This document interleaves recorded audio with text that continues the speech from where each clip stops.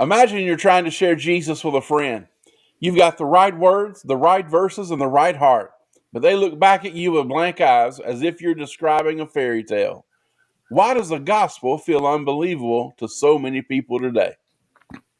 Well, that's the tension, right? The news of Jesus is the best news in the world, but to our skeptical culture, it can feel implausible and even laughable. But today, we're unpacking principles that make the evangelistic gift sharper, and we're exploring how we can make the unbelievable news of Jesus to a skeptical world more believable. And it's all right here, right now, and only on the Five Gifts podcast.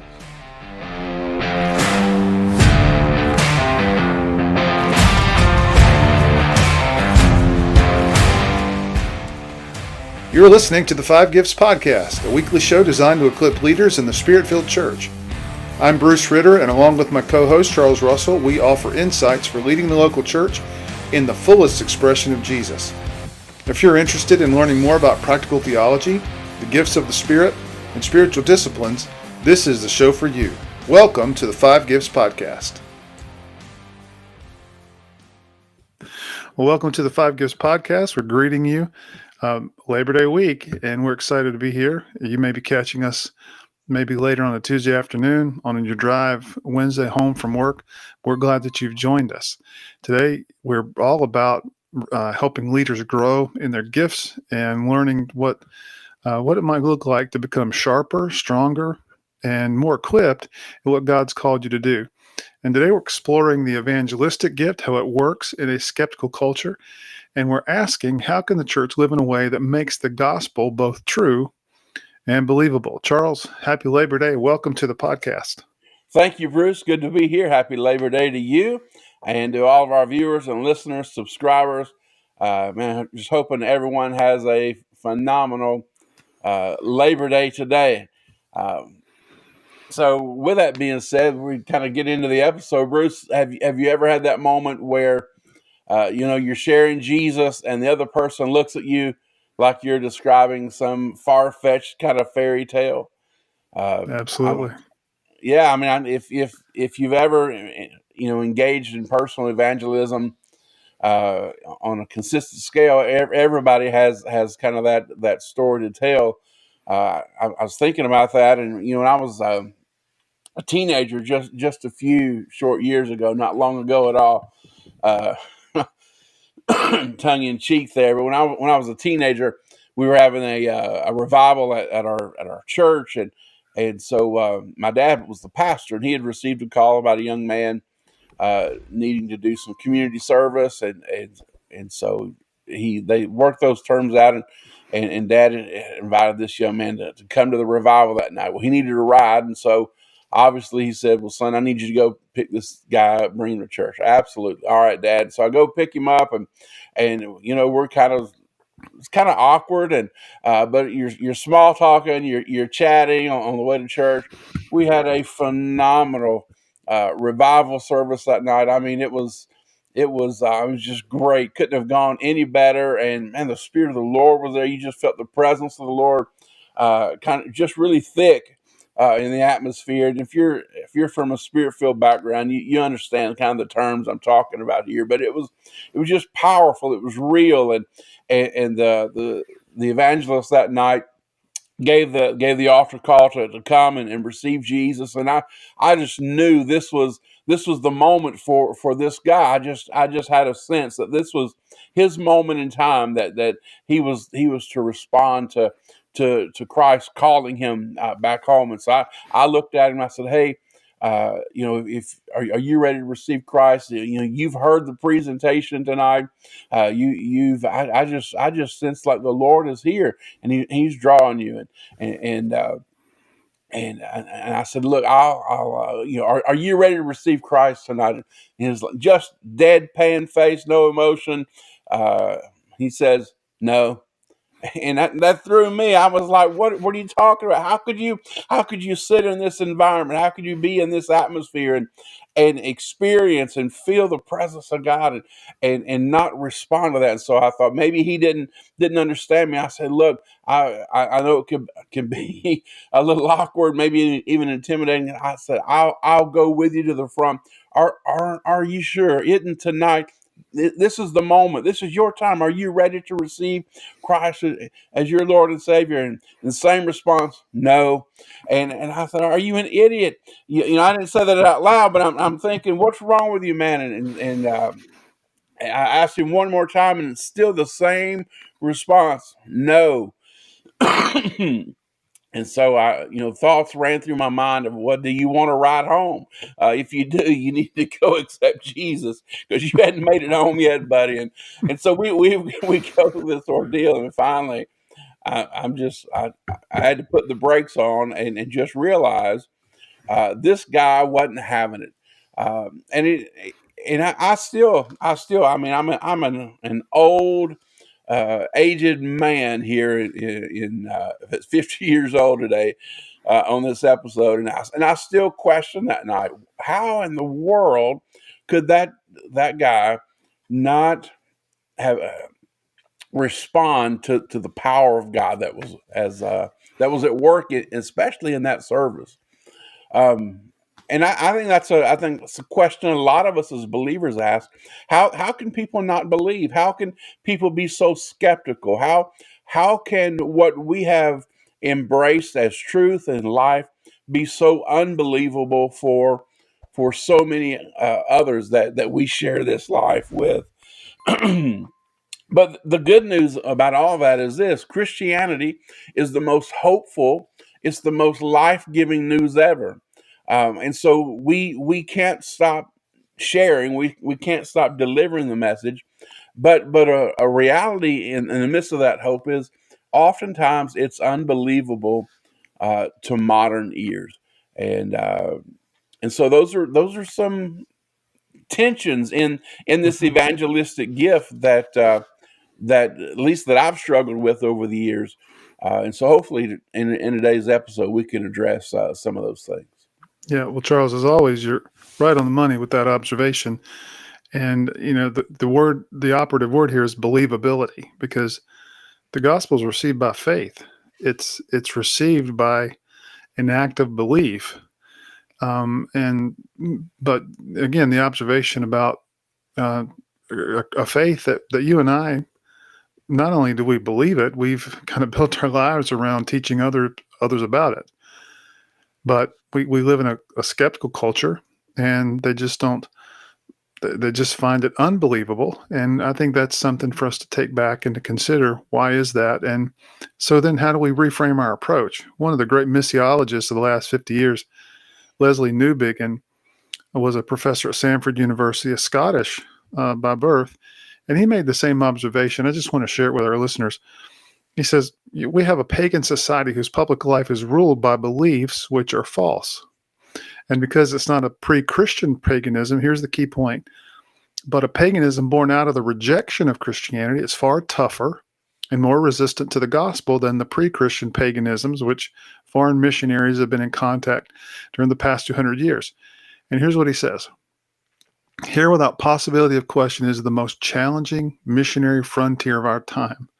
Now, that's a brilliant insight, and it's true. There's so much truth there. Our mission is to connect people who are far from God and who have turned away from Christianity. So when we speak of the gift of the evangelist, or the evangelistic gifting that God gives to his church, just like he gives all the 5 gifts, evangelists recognize the landscape. People no longer share Christian assumptions. And so the evangelistic gift shines when it identifies some of those cultural barriers, names them honestly, and adapts. So the gifted evangelist knows how to translate Jesus into everyday language. That's innate in the gift of the evangelist. Yeah, absolutely, Bruce. And I like what you're saying, that evangelists know how to translate life in the message into everyday language, and that comes through as evangelists. lean into what we would call testimony in faith storytelling. The truth is that as people, we live inside of narratives. Look around culture. The culture is filled with narrative, and the good news is that the gospel is God's true story. It's God's narrative. It's the truth of who He is. And so as we think about that, I think we could agree the gospel is best communicated as a story rather than as abstract propositions. People live by defining story, whether those personal, cultural, religious, and so evangelism involves showing how the gospel story, makes better sense of reality. Believers engaging in evangelism, we retell that story inside of our personal stories, and so it resonates with longings, with fears, and with hopes of our listeners. As evangelists also reframe. They're reframers. So instead of just defending, they restory questions inside the gospel narrative. Uh, so so the question of why suffering, it's not only a logic problem, but now it's a chance to point people to the cross where God suffers with us. That's a telling indicator of who an evangelist is and what evangelists do. Reframing, retelling that Hmm. question. So evangelists coach believers to redirect objections into opportunities for gospel storytelling. And so what that uh, would look like in just some practical evangelistic implementation maybe looks like this. We're training believers to shift from arguments to stories that connect. Um, one thing that I believe is and we've already stated it here. The gospel travels best across the bridge of relationship, Hmm. and then uh, the gospel is best communicated through a narrative, through story. And I believe that, and that's not just theory. That I've observed that, and I've lived that as I have shared the gospel. It has always been most effective in the form of a narrative or story. I'm telling you, I've never, not one time, ever argued anyone into the kingdom of God. I've never I've never argued and made my point and won the argument and said, now can I lead you to Jesus? That's never happened for me personally. But what has happened has been after sharing the story, after connecting stories and narratives, and personalizing the gospel message inside the stories and narratives of my life. Um, people have I've been God has used me to persuade and to influence people to Christ through story, and so I am convinced that this last kind of bit of evangelistic implementation we're talking about, I think we move people and help shift people in our training that look, we've got to move from arguments to stories that connect. Because when we connect people to the gospel narrative, Christ comes alive. There's an accessibility and availability to the gospel, and then there's an openness in the individual's life that we're sharing with. Yeah, Charles, that's a powerful point. I think, to kind of recap that for a minute, if you think of the process of sharing faith with someone, you could be rattling off the list of great apologetics that are sound and reasonable, but that person has a personal faith struggle. And when you can say, all right, this is not just what I believe, but let me tell you the story of how I came to process it personally. Well, Yeah. suddenly it gives them a connection to a personally experienced process of faith. So I think stories are wonderfully powerful for that, and it just reminds us that the gift of the evangelist is also a gift of contextualizing the gospel, bringing it into that personal story. And so, Charles, if evangelists are storytellers, we need to think, how do they take that story and begin to connect it to real life situations? I got a couple of thoughts about that. The first is, let's remember evangelists are bridge builders. They take values that people already prize, things they care about deeply, things like reconciliation, freedom, love, compassion, identity, and they show how Jesus fulfills them by framing them in Jesus's life and ministry. I mean, we have so many examples of his moving among the multitudes and connecting with people personally. And so we think of not just Jesus's life, but there's other biblical narratives of, again, people building bridges. I can't help but think of the Apostle Paul. He's on his own personal defense. He's on trial essentially at the end of the book of Acts, but he goes in to share his story of how he came to faith in Jesus. And what was the king's response or the governor's response? You almost persuade me to become a believer. That's a really important point. It's not just a matter of telling facts and rattling off ideas, but it's about connecting, building a bridge to people that could be having similar struggles of faith themselves. And when we are able to bring those examples and help people feel the flesh and the skin, of someone else that's dealing with those too, it's a powerful bridge of connection. Remember, the evangelistic gift discerns entry points where gospel truth overlaps with cultural desires. So that's one of the great things about the gospel. And one of the things that always stands out to me is how the Apostle Paul always talked to, let's say, slaves and owners. He didn't talk to them about let's correct this social injustice. He said, let's be Christ. Let's live like Christ. And somehow that was transformative.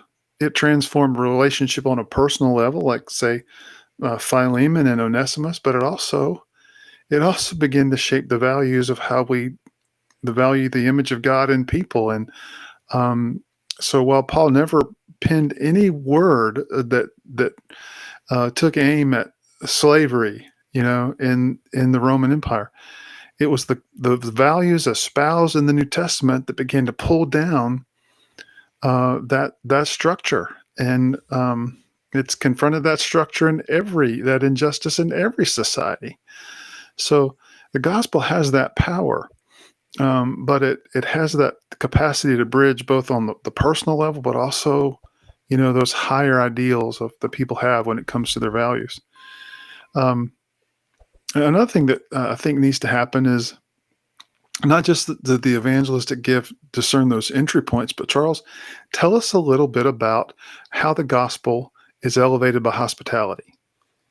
Absolutely. I think that's one of the ways we build this bridge that you've been talking about is evangelism through hospitality. Evangelists thrive in creating spaces where skeptics feel welcomed and loved. Isn't that a novel thought that we would actually spend time and be intentional about creating spaces instead of just kind of hammering people? Eventually they'll get it if we hit them long enough and hard enough with it. They'll receive it. But evangelists really thrive in creating spaces where skeptics can feel welcomed and loved, a place to feel accepted, a place to feel welcomed, a place to feel like this is where I belong, or these are a group of people that I can belong to. So that's a huge part of what evangelists do. Um, what does that look like? Some of those environments might be over a meal, and that could be over a series of meals. Maybe it's a monthly meal or a weekly meal. I mean, however that comes together. But meals are wonderful places, are wonderful spaces for people to feel welcomed and loved. Friendships, relation building opportunities. Connecting people into some type of community gathering. All these things become evangelistic environments. And another thing is that evangelists remind us evangelism is not only proclamation, but it's also invitation into community. I want to say that again. I think that's really important. Evangelism is not only proclamation, but it is also invitation into community. It spends time building on ramps in the Christ body. And so, we paint the picture and we tell the narrative of this wonderful life that Christ provides, but how do people access that life? How do people access this transformation? How do people access this Christ who we are beautifully describing to our to the lost sons and daughters of God? How do we help them return home? And evangelism is doing that through inviting people into community and then spending time building on ramps to access this life of Christ, to onboard into the life Christ is calling us to. So Bruce, here's the challenge. Even with hospitality, many people still think Christianity is unbelievable. So how does the evangelistic gift address that? Well, evangelists understand something that a guy by the name of Sam Chan talks about a lot. In fact, we're using one of his textbooks in our upcoming cohort, one of our evangelism classes, and he spends a lot of time talking about, and I want you to get this terminology in your vocabulary, plausibility structures. Now, what he means is that he's talking about how a person's frameworks reinforce what they believe. Plausibility structures determine believability, not truth. We're not talking about necessarily a defined objective truths, but believability around some things, some concepts, some ideas. For example, maybe you've had experience with a person who believes the earth is flat.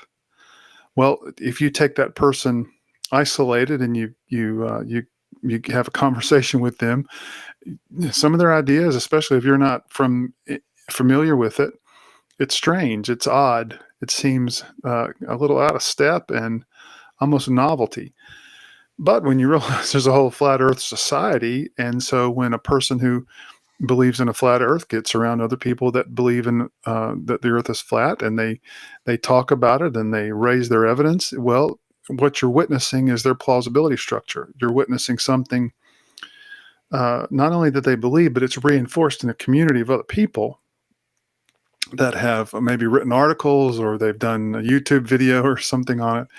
And so, when we think of why people believe what they believe, it's not just because the truth is objective and definable and clearly articulated and well argued. It's usually because there is a concept in there that brought them into that belief, and it was supported by a group of other people who are like-minded in that belief. So when it comes to evangelism, the way we begin to reach people is we have to realize that what people believe is supported by a group of people that helps them assimilate it, helps them practice it, observe it. So again, implementation is about creating communities of credibility where the gospel feels believable. Now, I'm not saying that feeling replaces objective truth, but feeling is a big supportive, nurturing environment for people to embrace the gospel. So, for example, evangelists model a lifestyle, and they train the church to embody a culture of generosity, integrity, joy, compassion, care for the hurting, any that kind of environment that helps people experience what we say the gospel values. And so again, let me give you a couple of examples. You can have a claim that's objectively true, and I'm a big believer in apologetics. I believe that's a key tool in an evangelist tool belt. That's something they definitely need. But if it doesn't fit someone's plausibility structure, it feels unbelievable. I go back to the story, Charles, you shared about a person that was not ready to respond to an invitation. 90% of the people in that room thought it was a perfect night to trust Christ and believe on the gospel. But here you have a guy that is not there. the plausibility for him is not strong enough in his experience, and so it probably takes him a little more time of belonging, of getting to know the people that are in that structure. Again, the people that believes that point to the evidence of UAPs or UFOs versus people that believe in the story of the gospel. Both are extraordinary, right? But that belief is green lighted by experience. It's green lighted within a people that believe the same. So remember, as in evangelism, community is the strongest influence. This is something that John Wesley used in his discipleship societies, where he brought new believers into the community of other believers, and they got a chance to explore faith, but not just on an intellectual level. They got to experience that in community. Belief is shaped less by raw evidence and more by trusted friends and family and communities and what they affirm. So their thinking is, if my people or my friends or my tribe believe this, then I'm more likely to believe this. Again, I feel like I'm taking way too much time here, but again, experience reinforces plausibility. Things like personal encounters, answered prayers. Anytime a person gets to observe the transformative power of the gospel, well, that confirms the gospel's credibility. And experience often outweighs abstract arguments. Things like, why do we believe the earth was created in 6 days, or the creation was created in 6 days? Well, it's harder to prove that than it is to say, in a group of people, we believe Jesus forgives sinners and transforms lives. The community is a much more accessible, touchable, experienced plausibility. I'll give you a couple of examples. If you've ever been a youth pastor, you understand this. You may have some teenagers in a small youth group, and you've taught them, and they're wondering, why do they have to be the weird kid at school that goes to church, and their parents, had them at church every time it was open. And so you got a small youth group and who are hearing things about let's support missions, and let's have a car wash and go to youth conference, and let's share our faith. And they're thinking, why? That feels weird. But then if you take them to a youth convention with tremendous worship on the platform and dynamic speakers and incredibly moving altar calls, it's like to bring those students away from that thinking, wow, there are more people that believe like we believe, and it's powerful. We love it. So again, that's an example. Another example right out of Scripture is that Paul in 1 Corinthians 15, what does he stress so much about the resurrection? Not just the event itself, but he begins to recount all of the people that encountered Jesus after the resurrection. He talks about Paul. He talks about James. He mentions up to 500 other people, and he says, and I'm one of them, right? The resurrection is true regardless, but citing the witnesses raises the plausibility, right? Other people in my group of faith, they saw this too. That's a powerful concept, and I think it's worth time thinking about and examining your own harvest field. What are their plausibility structures? And if you want to know the answer to that, look at the groups that they're a part of. What do their groups believe? Not just what do they believe, but what are their circle of friends? What did they believe? So I think that's such a powerful idea. But Charles, we got some other parts to talk about with the evangelistic gift. So how does the evangelistic gift bring it down to earth into real personal encounters? Well, I believe there's a few points that we need to consider that does exactly that makes evangelism real, that brings it into a personal encounter. Number one would be this.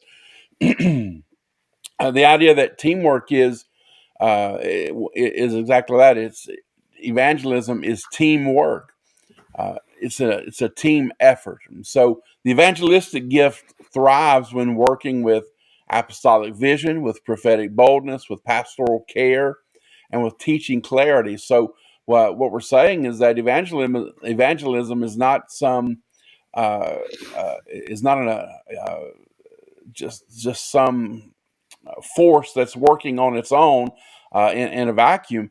No, evangelism is a team effort, and it must be connected into or with the other four gifts of Christ, the other four ascension gifts of Christ. It's a team effort, all the gifts working together and kind of running in their own lane, but all running in the same direction, toward the same destination, if you will. And so, as a team, these gifts work together. Uh, I think we try to silo out the gifts sometimes, but they all work better in team. And so, the evangelistic gift it thrives when working in team with all the other gifts. Evangelists don't work alone. They catalyze the whole body. Again, this idea of kind of solo or siloing out the gifts. Sometimes evangelists can get the rap of kind of being a little eccentric or kind of a lone wolf mentality, and evangelists aren't gifted to work alone. They're gifted to catalyze the whole body. Especially this evangelistic gift that we're talking about, it was given to equip the church, and so if we're going to function in the evangelistic gift, we can't think of that as, all right, this is what I'm doing myself individually, but how is this gift working through me in order to equip the body in evangelism? So evangelists catalyze the whole body. Another point to consider is this: evidence matters, but it is filtered through community. Evidence matters, but it's filtered through community. Look, we dismiss or reinterpret evidence if it doesn't align with what our community already believes. Another thing to consider as we kind of work down our list here: evangelism requires merging communities. And so this is what I mean. If Christians and non-Christians remain in separate relational universes, the gospel feels less believable.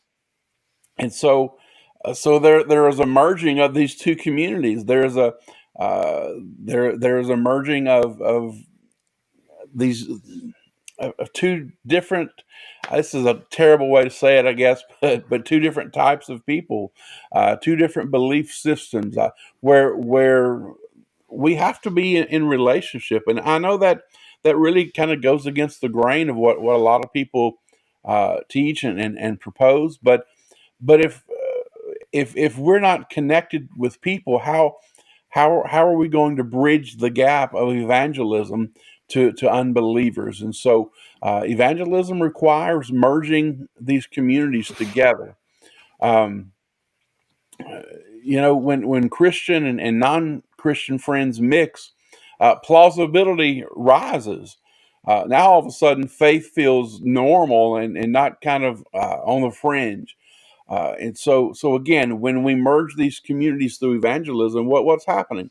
We're bridging the gaps. We're through relationship and through the gospel narrative. Now faith feels more normal. It feels more accessible. It feels more within reach to those who are trying to find their way back home as prodigal sons and daughters. Another point to really kind of make evangelism uh, thrive in personal encounters: overlap your social circles. If you keep Christian and non-Christian friends in separate bubbles, your faith kind of seems like a private quirk. But again, if we bring them together, say at a cookout and a movie night, a dinner, the non-Christians realize, hey, look, half the people here believe in Jesus, and so the story becomes more credible. So again, overlapping our social circles. And again, evangelists are cross cultural interpreters, and so even in the same city, people live in different many worlds, and so evangelists are able to kind of really do cross-cultural missions and cross-cultural work through the evangelistic gift. This same gift, it translates the gospel into each setting, just like missionaries do overseas. And so I think maybe that's a good pattern to think of ourselves. Even here in the great United States, uh, we're doing cross-cultural ministry, much like a missionary, through this evangelistic gift. And so just some points of implementation would simply be that evangelists model a team approach to evangelism and engage unbelievers in team environments. And the second, evangelists model cultural humility and train others to listen and learn before speaking. Man, if I could get that one down, uh, if I could listen and learn before I open my big mouth and speak, maybe I might be a better evangelist. So, Bruce, if evangelism is not solo work, it's communal, it's cultural, it's contextual. At the heart of it, how does the evangelistic gift help us actually tell the story of Jesus in a personal way? Well, Charles, I can think of two. Number one, it requires your story, and it takes a real patient approach. Do you want me to share both of these? Yeah, absolutely. Okay. All right. So when it comes to your story, remember, and we talked about this earlier, evangelists equip others to tell their story inside of God's story. Remember, testimonies aren't random. They fit into the gospel arc of creation, the fall, redemption, and restoration. Every believer has that same pattern in their testimony. They sinned, they fell from God, they were disconnected, they learned of God's redemption, and they acted in faith, and they were restored. So again, testimonies follow the arc of the gospel, and I think it's important that evangelists, one of their great equipping values for the body of Christ is we equip people to relate the gospel to other people. We need to, pastors, be mindful of this. Is that the people of your church sit in the very pathways that you want to open up to bring people into your church. So equip them to tell their story, equip them to share their faith, equip them to pray for those to come open. But that story is vital. And so give opportunity for people to learn how to share their testimony in 100 words or 300 words, or a 3-minute testimony, a 1-minute elevator speech, any form of them shaping their story in a presentable way is a win. And so evangelists, again, use that gift in the body to train believers to share, practice, and make sure they have their testimony down concisely but also relatably. And I would say maybe at the last point is that evangelists embody patience. I mean, they know conversion is a process. It's not just a moment. It takes time. And Paul talks about this in 1 Corinthians. There are some that plant and there are some that water, but God gives the increase. And so all along the way, we need to help people see their value in the process, to be seed planters and seed waterers. That's got to be something that people carry in the heart of their call and their mission. And we need to encourage that in our people. Remember to encourage persistence in friendship, persistence in prayer, persistence in witnessing, persistence in trusting the Spirit's timing. Just keep doing the work and keep partnering with the Lord in the process. Remember, evangelists have to remind churches to sow faithfully. Be patient with it. Don't just look to close the deal all the time. Allow the work of the Spirit in the hearts of people. And Charles, I think sowing is such a beautiful picture for the church to reclaim in evangelism. So to recap for today, remember, the evangelistic gift is not just bold proclamation.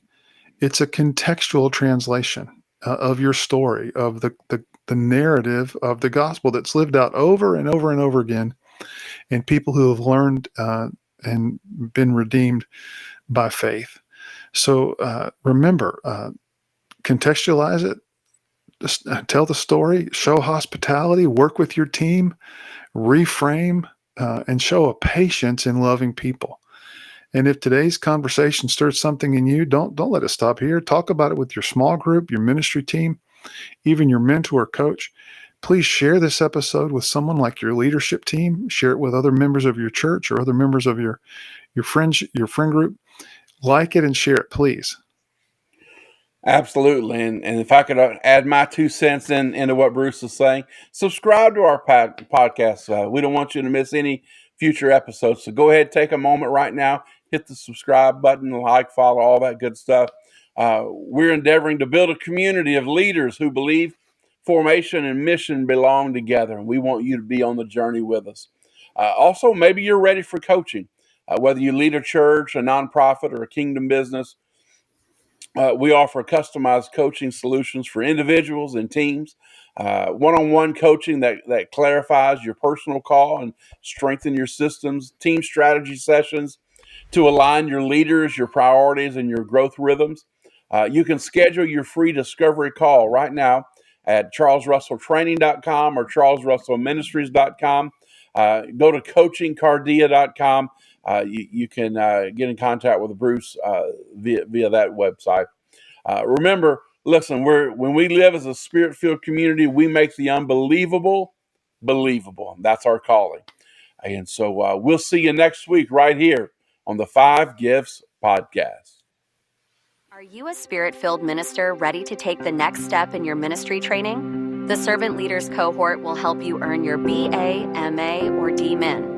We offer in-person instruction in a small group learning environment that is affordably priced. Instruction happens in monthly 2-day intensives in the Triad of North Carolina. Degrees are approved and conferred by Vision Christian Bible College and Seminary. You can earn your bachelor's in 2 years, a master's in 15 months, or a DMin in 18 to 24 months. For more information, go to fivegifts.org/SLC. You've been listening to the Five Gifts Podcast. If you would like to take the next step as a spiritual leader, we invite you to visit either of our websites or contact us for leadership coaching. We can help you reach the next level in your own growth and leadership. We provide leadership, spiritual gift, and personality assessments that give you a better grasp of your leadership style. And we also create a customized growth plan that empowers you to reach your full kingdom potential. We can't wait to hear from you.